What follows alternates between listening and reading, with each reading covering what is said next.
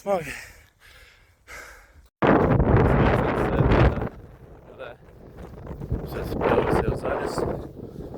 Jau sniega praktiski kā nav, tur par 8 bija šodien garais skrējiens. Pēc mērķa 18. Es līkums, kas kartē izmeklējos,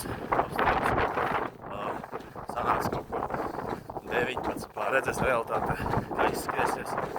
Vēl ir iemtiši kartē, te iemtiši kāds izskatījās pēc līkums. Kā tā? Skrienām. Tā, potes nomainīts, jo tās vēl nav izžuvušas. Kā arī atradu veco kamielīti. Nu, man tur būtu rokās nebija turēt, nav kur arī beig man nolikt. Iesmu, šļok, dzirēt. Skanēs vienīgais, tas mazākais. Vismaz kaut necauties. Kā man vajag kaut ko braukt, te pats strautiņu. Apstājās. Kā arī pirmā diena oficiālā, kad es skrienu vienu kārtiņu uz kājām. Jā, cimdi arī vairs nav vajadzīgi praktiski. Aiziet, nu jau jūties brīvāk, neesi nopakots. Bet arī tajās mīnusos nebija skriet.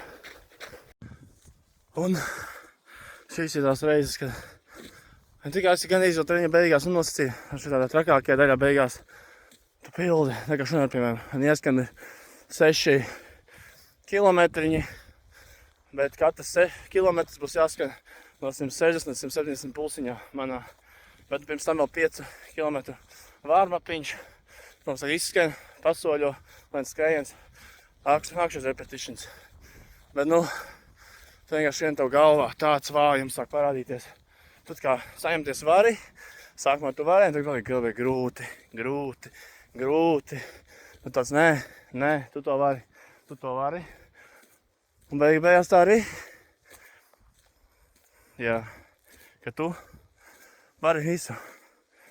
Tikai nepatīk grūti, ja? Kā tu teica, hard feels shitty, and this is what feels hard. Nu, tur vēl ir tā teikme. Bet, nu, jā, kam tam tas vajadzīgs? Lai gatavotos maratonu, lai būtu reāli pēc tam vieglāk.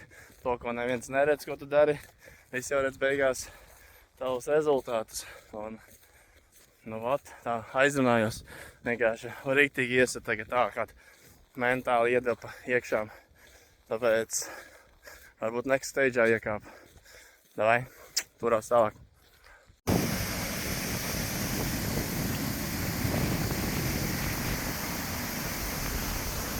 Tas moments, kad treniņš ir praktiski jau bijis galā pie 18 kilometriem, bet, nu, aplīt sanāca, kāds sanāca. Tagad tehniski vajadzētu apstāties, bet tik maz līdz 20. Kāpēc?